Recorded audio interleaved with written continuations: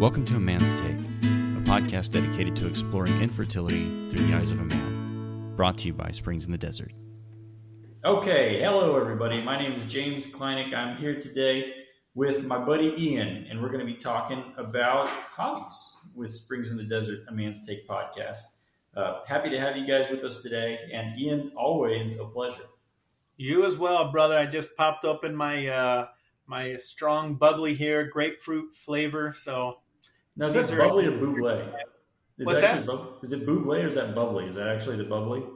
I think it's just bubbly, B-U-B-L-Y. I think it's That's probably better. By the Coca-Cola company, or no, Pepsi company. Ooh, I better get that right. Ooh. Oh, careful. Pepsi, I know. Ooh. Good stuff. And I'm enjoying a delicious Shiner Bock beer from my native Texas. So here's to you, Ian. Cheers to you, brother. Well, this is great. I'm really excited about being able to have this conversation with you. Last time that we were talking on the podcast, we started meandering into what is farming and planting and growing things, and we had this really interesting thought, like, hey, it seems like one of the things that is really helpful for guys as we're, just even processing life in general, that hobbies are kind of I think a pretty useful tool. It's not even a tool; it's the wrong word because it's kind of about leisure, right? And leisure really isn't about tools. Yeah. But it's great. It's great to be able to talk about like what are hobbies, like why are they good, and what does that do for us, especially maybe in the context of dealing with some big life issues, like walking through a season of infertility. But yeah, I don't know. What do you think, Ian? Where was your mind going with this stuff?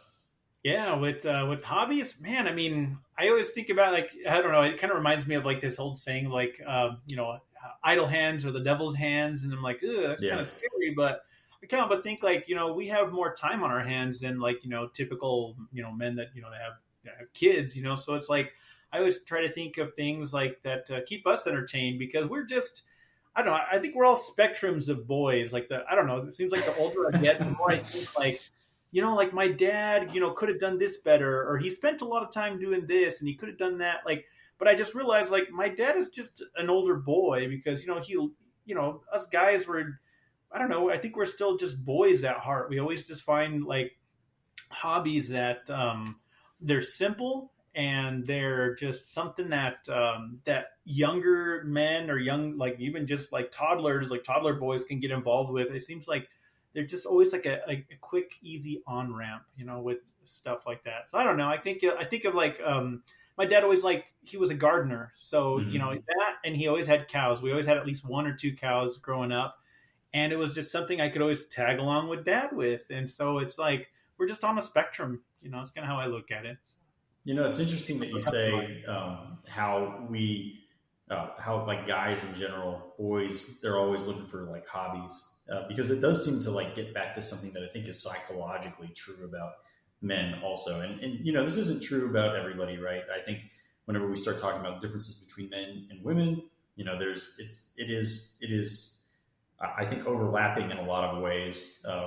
Whereas, at least towards the different, towards the masculine or the feminine, there are certain ends of wherever those two circles kind of overlap that tend to be more in one sphere or the other. But we always hear that guys are more interested in things than people, for example. And it seems like when we start thinking about hobbies, that kind of hits at, okay, well, we're talking about things. We're talking about interacting with the created world around us.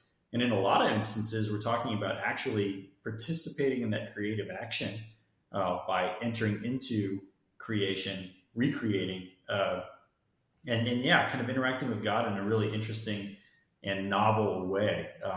And I think that's something that's kind of deeply rooted within us that manifests itself in these different activities that we go looking for. Mm-hmm, right. Yeah.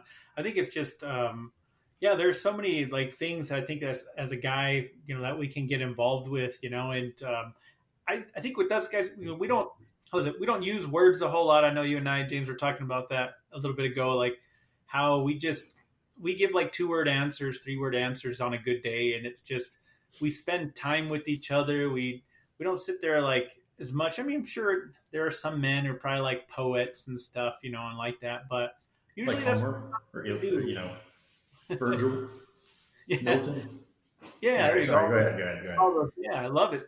And so it's just one of those things where we're always just looking for ways, I think, to spend time, kind of like in a sense, to spend time on our own, spend time with the Lord, spend time with another Yeah, guy. But a man. lot of it, I think, is quiet, and it's like we're doing things of some physical sort, So So what do you like yeah, to do? Like, what are your jams? What do you do? for me, actually, I know it's weird, but I love to sing karaoke. And like, I haven't Yeah, been to a karaoke bar in like 2 years. My wife doesn't like to go out much, and so I don't really like, I feel awkward going out without her, sort of thing. But sure. karaoke, so I always like sing in the car or like, and I'll sing at the top of my lungs, and I'll try to like master a song. So I know it's kind of weird, but No, that's awesome. I do a lot of the same stuff actually. So go ahead. really, oh, really, no way, this is getting interesting. But Well, yeah, when there's no one else in the car, no one can hear you. Like how terrible you sound whenever you're singing along, right? hey, Big Brother's always listening to you through your iPhone. Just kidding. Yeah, there you go. There you go. NSA's always listening in. They're like, oh, no, so yeah, there was like one song that I really got. I heard someone, I was getting gas at Fry's gas station, and this big truck cruises up, and there's that song. I think it's Chris Stapleton, Your Love. Oh, I think it's called Tennessee Whiskey. Oh yeah, that's a great song. Tennis. Oh my gosh, yeah, such a good song. And like, I just loved like the mood that it set. It's like slow and paced, and I just got sucked in by it. And so like, of course, I spent, so anytime that I would drive down to Phoenix, which is like an hour and 10 minutes away from Globe here, I would always literally be singing the song the whole way over on the way back. And then there's certain songs or little snippets of songs where like the vocals might get more complex or the timing gets more complex. Yeah. So I'll literally just keep rewinding and like re-singing and re-listening to that one little section. It could be like a 5-second clip, and it's kind of crazy. But yeah, I love it. But by the time I go and sing it at karaoke, if I ever do it, my wife's like, wow, you're really good. She's like, you just like decided to sing that song? I'm like, well, sort of. But yeah, I engineered it really bad. So it's no a one has to weird know how the hobby. sausage is made. So tell me about yours, bro. Oh man, I do a number of things. I love gardening. I've been itching to get back and start doing some planting in my backyard. I just realized recently, by the way, that I can go to my local ag extension and send in soil samples so I can start figuring out like what sorts of soil amendments I need. I mean, I got like a little compost thing that I'm starting to work on, and I don't have to do anything. It's like I jump into these things and all of a sudden a world opens up in front of me, and I'm like, oh man, I got to figure out all this stuff to try to like grow some okra. Yeah. It's like it becomes a project of projects, Absolutely, like, yeah. Well, I also do hand tool woodworking, so that's kind of been a big thing that I've gotten into. That's been a lot of fun. Which, the first thing that you learn how to do before you actually cut any wood is like how to sharpen a chisel and keep an edge on it for like woodworking sharp, or same sort of thing for like your bench plane or any of this other kind of stuff. It's learning how like the technique to get everything pristine and sharp and accurate. And for me, that's just a ton of fun getting to that sort of level as well. Yeah, that's super cool. Yeah, I like to play softball. Like to play some music, play a little guitar, play a little piano sometimes. And I don't know. I do all sorts of fun stuff.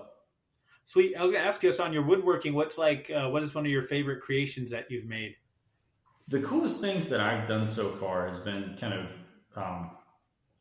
geared towards shaping. So I started following this guy named Paul Sellers, who's really awesome. If anyone's ever interested in getting into like old school woodworking, he's a great resource.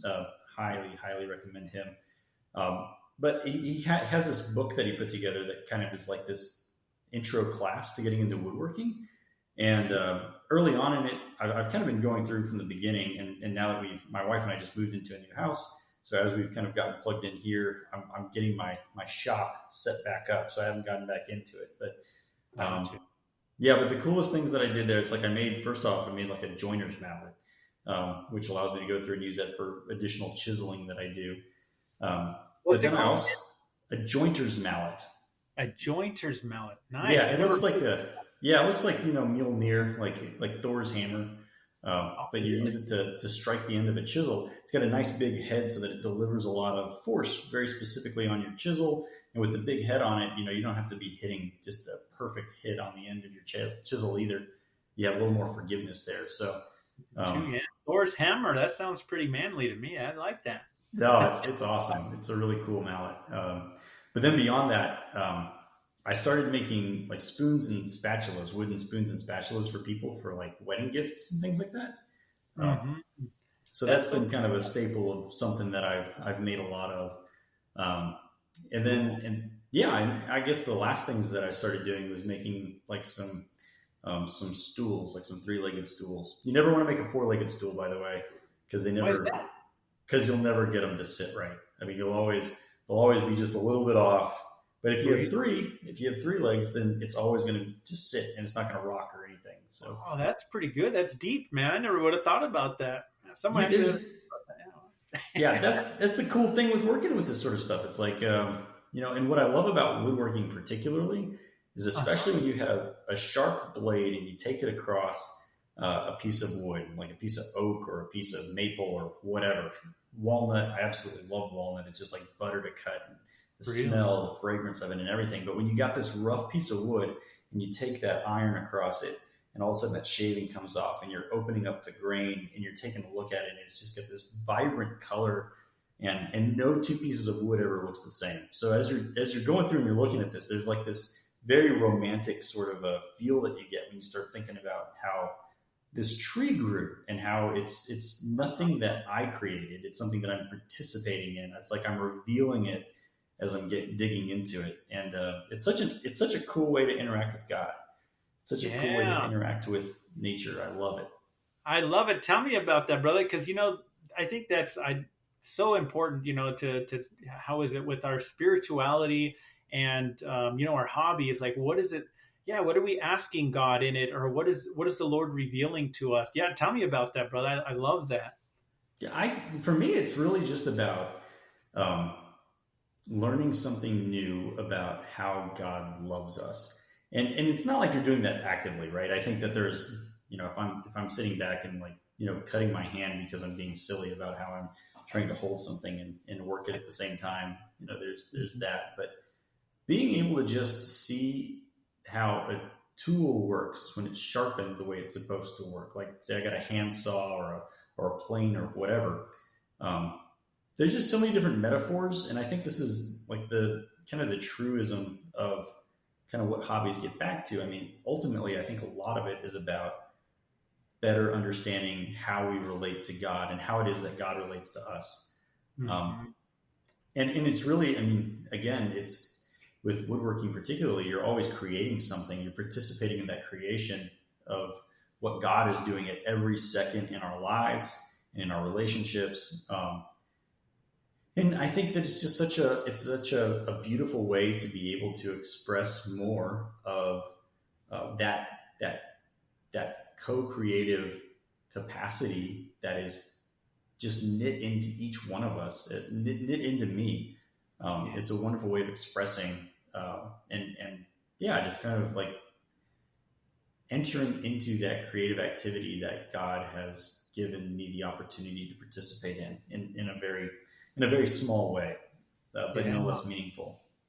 Yeah, and that's one thing that really resounds deep into me. I love how you said that there, Brother James, when it comes to creating something, like, man, that's so important. I think that's like a masculine thing. We like to create things, we like to, new sports or a new type of skill, a new piece of woodwork, a new song, or we're always trying to challenge ourselves too. It's like, okay, now that I've mastered this particular technique, what else can I do that's kind of like, edgy and that's going to push me into something different? And we're always experimenting and creating something new. And I think that's what the Lord is doing with us, in the experiences that we have in our lives, going through infertility.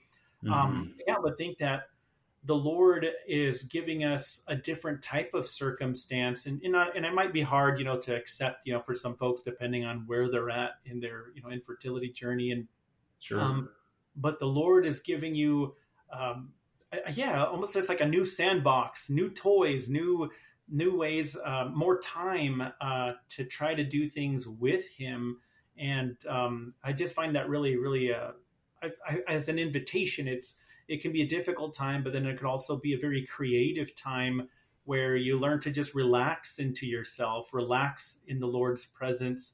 And whenever you feel relaxed with him, then you're able to really play and really kind of really relax into the person who you are, as that son of God. And yeah, I think I find that just really special, when you're talking about woodworking and, you're taking that metal and it's, cutting into something that the Lord's already created, but you're revealing it and you're helping to shape it into something very useful, or something that could bring out an emotion in someone else. If you create a gift for them, it represents something, it represents not only, something useful to them, but it shows that you really care about them because of that time and talent and effort that you put into it. Absolutely.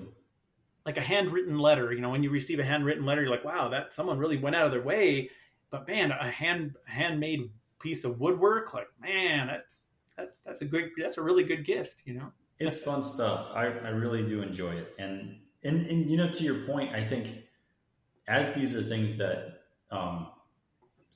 that show us more of the nature of God when we participate in them, its fulfillment for me also comes out of not just learning a new technique that I didn't realize existed before, or I didn't realize was even a remote possibility.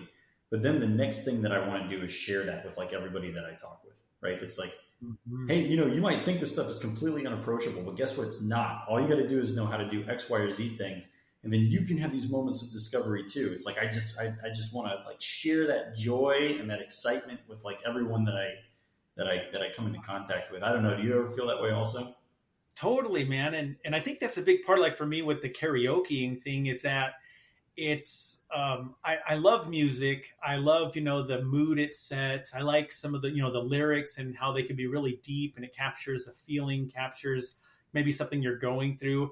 But to me, like the performance of the karaoke song, I can't help but think like, man, all the work that you put into like making a nice piece of like, say, woodwork furniture. And like, I can't help but think of all the techniques and all that goes into it, and how trying to get one piece of wood to fit into another piece of wood has got to be like a headache sometimes, trying to get the right, and you're sitting there sanding. And I just couldn't imagine that. How is it the intricacy, or I don't know. Yeah. Just the sheer amount of effort you have to put into it. And I find a lot of parallels with my karaokeing, because when I was younger, I played trumpet. I loved trumpeting. I had a trumpet instructor, and everything was like all about following the music and the dynamics and the technique. And in order to, I don't know, to and that's pretty much, I just took all that and I applied it into karaoke. And so by the time I'm singing it, I usually people really like it. They're like, wow, that sounds really good, or that sounds just like the whoever sang it. And because I always try to match my voice to I don't know why, it's just weird. It's just this thing I do. That's so awesome though. That's cool.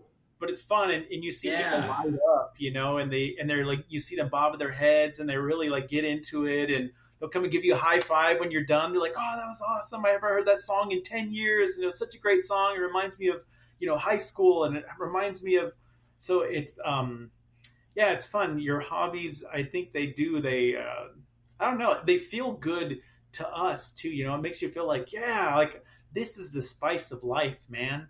This is what I really enjoy, So it's, life is not all about like the money and all about like success and I don't know, just doing all these kind of routine type of things. It's taking part in creation, and in many ways you're creating something good in the hearts of other people that you share it with. And man, it's fun. I really enjoy it. Well, that's the really neat thing I think about music that you're hitting on there.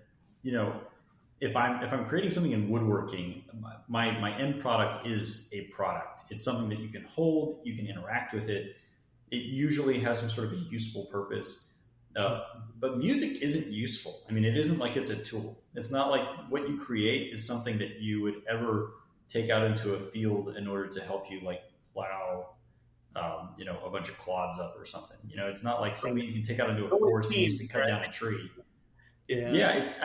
I think that it really does give us something that's very tied into God in so much as, the creative aspects of God were never oriented towards like a utilitarian sort of an end. It was always just like, an abundance of his goodness and his grace that just pours out into the world and imbues it with dignity and with joy and with goodness. And in a sense, I think when music is done right, it does something very similar, right? It lifts people's spirits and it gives them something to attach to that is it's just gratuitous and it's there and it's not necessary, but it's good and joyful and anyway, that's I kind of think that in some ways people being able to share things like music is even better than good woodworking.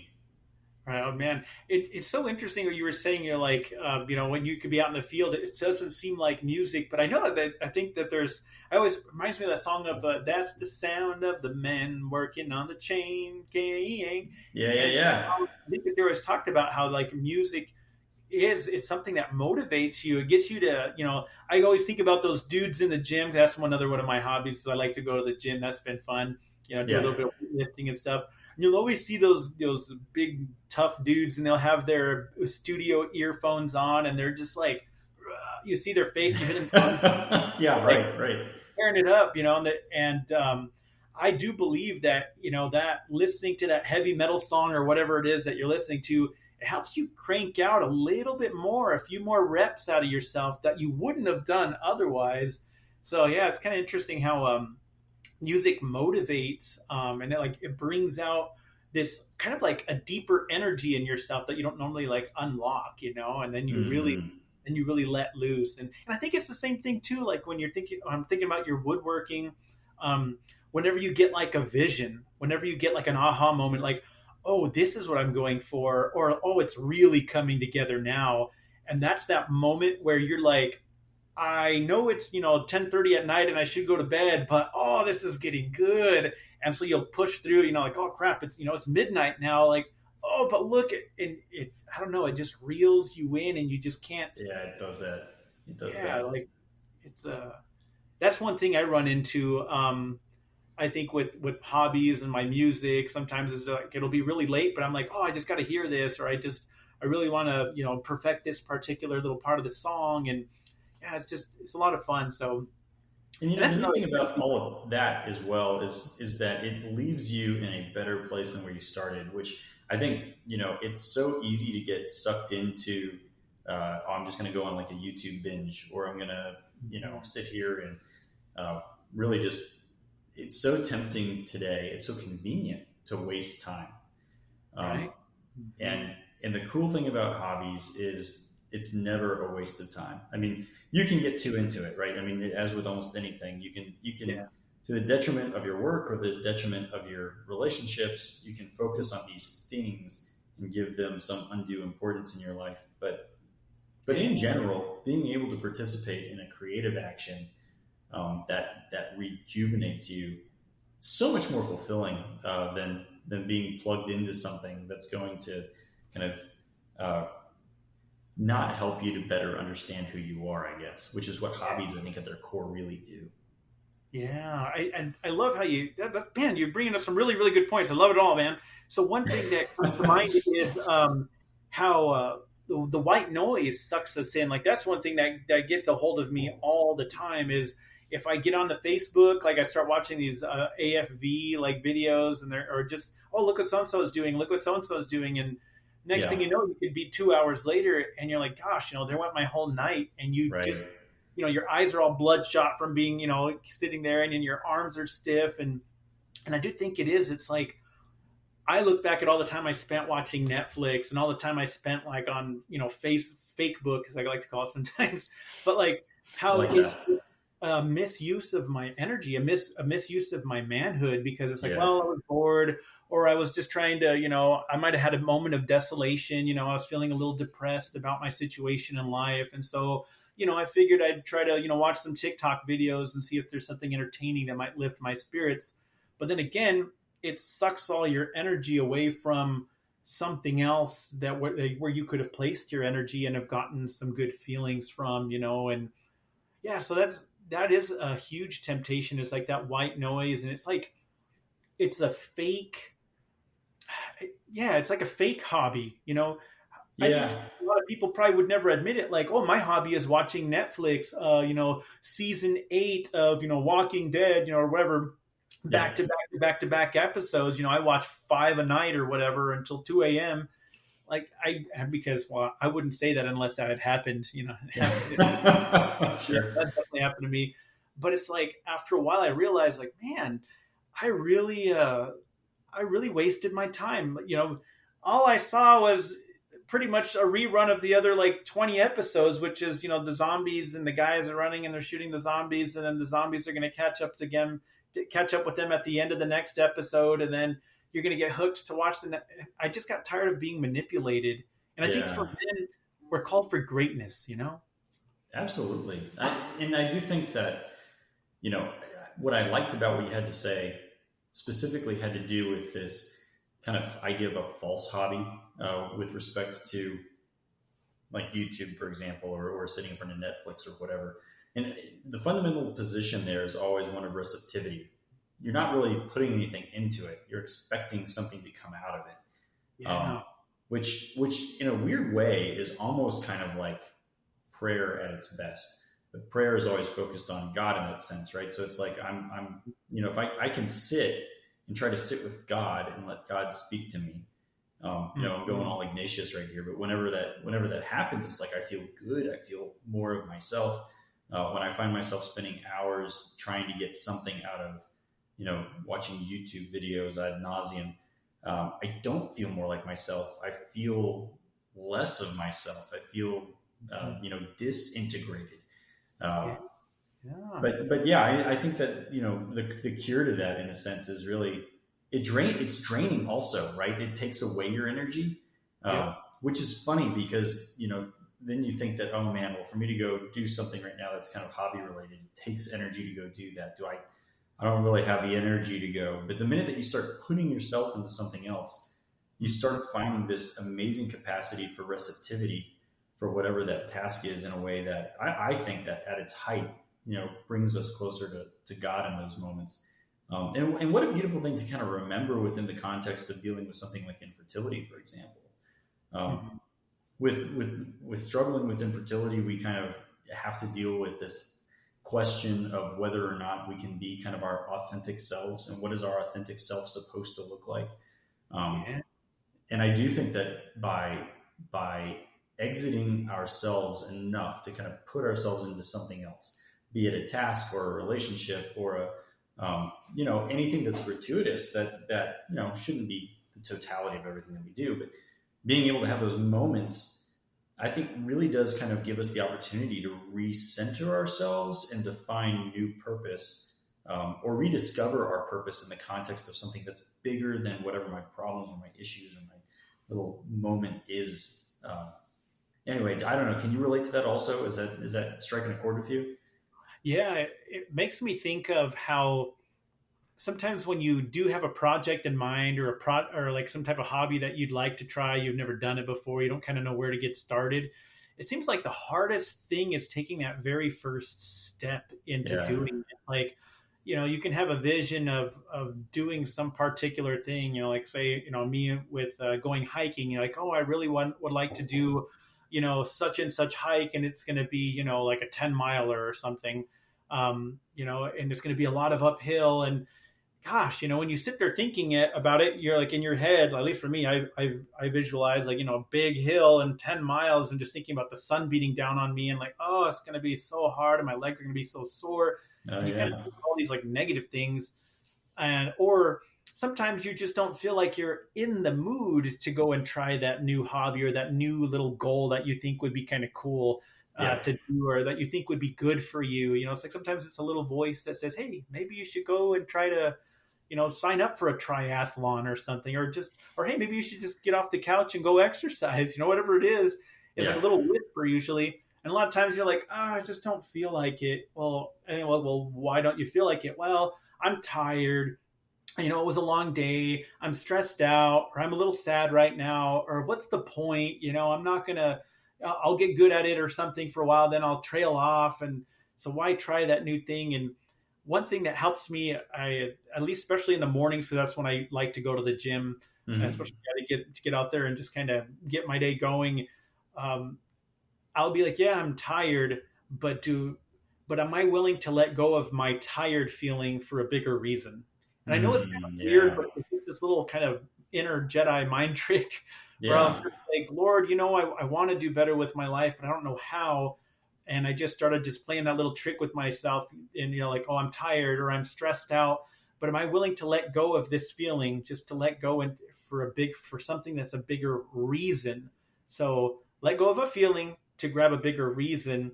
And that's always helped me stumble my way into the gym. Literally, I was just like, okay, I got to put on my clothes and I got to tie my shoes. I got to walk out the door. And it was I'm just going to go in there and get started. I'm just going to walk in. I'm going to turn on the treadmill. I'm just going to hit, and I'm just going to start. And I think that it can be like that as we're picking up new hobbies, new things that we'd like to try that seem a bit beyond us. Oh yeah, absolutely. Absolutely. And I mean, gosh, that maps so nicely onto any kinds of conflicts that you might find in your life, or any sorts of adversity that you encounter, or any sorts of difficulties that you encounter. I think all of those are great little things to remember in dealing with those challenges that we just inevitably come into in our lives. Yeah.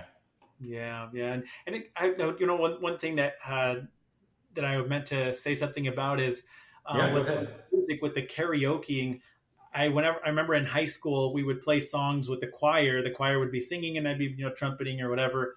And I'd always kind of make fun of them. They'd do their little vibrato, and I would like kind of mimic them. I would make. Already I was showing like these little, now that I look back, I'm like, I was already showing signs like, oh, I like to sound like others. Like I'm good at mimicking them or whatever the genre of music. And, that led to karaoke when I was hanging out with my friends in college. And then, then it became like this obsession. Now I still do it, even though I don't go karaokeing much. I just like to master a song. But then actually it found its expression through church. I signed up for church and choir. They say, hey, we could really use some male. There was no males up there. So I was like, oh, you know what? I'm going to be up there in the back. No one's staring at me. I'm not like, down there by the altar where everybody's looking at me. I'm like, go back up there and just kind of harmonize, whatever. And next thing I know, they're like, hey, Ian, our main choir, singer's not going to be there. She's a female. Her name is Lorraine, sweet lady. But hey, she's not going to be there. We need you to cover. I'm like, oh gosh. So now I have to and so all of that I did in the car all of those years has finally come, found a place, to serve the Lord. So I just, that's awesome. It's kind of crazy. I never thought I would ever be singing in a church choir, or, never saw it coming. And here I am, I've been doing this for about a year now, thereabouts. And it's been awesome. A huge blessing. And I really love it. I always feel like close to the Lord because we're up there in the loft, and I try to look up as I'm singing, like especially during different parts of the Mass. Jesus, Lamb of God, you take away the sins of the world, have mercy on us. And it's so special to be there and to know, like, wow, Lord, like over all these years, while we dealt with infertility and while I just did this hobby and I never saw any value in it, never, it was just for me. I didn't realize that the Lord was allowing me to unwrap myself, in that sense. Like the more I practiced, the more I liked it. And the more I realized, like, wow, Lord, you created me in this special way. And yes, now I see, Lord, you want me to share that with others, and it lifts their spirits. We'll hear all these, these kind of like, I call them nanas and tatas, at the end of Mass, they'll be like, oh, that was beautiful music, great singing. It's so great to have, a male up there. And I'm like, wow, thank you, Lord. All the glory to you. So yeah, it's been really special. And the Lord writes straight with our crooked lines. So no matter what your hobby is, even if it's underwater basket weaving, the Lord's going to do something special with it. And just like we have so many saints with different like paths in life, and how they can be the, the patron saint of different, like, oh, this patron saint of scientists, the patron saint of teachers, the patron saint of bankers. How is it? They were just they were working with the Lord, relaxing into the person that they were, and just playing, playing as that child before the Lord, and they became the gift to the world that continues to give to this day. And I think that that's what we're all participating in now. You might not be there, in your thinking now, but the more you walk that with the Lord, the more you're going to discover and appreciate yourself, and you'll become more of a gift to others. So I don't know. Just those are just some thoughts that come to mind. God is good. God is good all the time. That's right. Well, man, Ian, this has been a great conversation. I really appreciate you spending some time talking about hobbies and what that is, how that kind of plays into being a man, and how it relates to God. So thank you for your time, man. Hey, thank you, brother. Thanks for all that you're doing with Springs in the Desert. And we send big hugs out there, and high fives and fist bumps and handshakes and all that fun stuff to all of our brothers out there listening. We look forward to catching up with you guys sometime soon. Heck yeah, man. Well, good. Well, Ian, good talking to you. You have a good rest of your evening. And to all of our listeners, we thank you for joining us. Until next time, we'll talk with you later.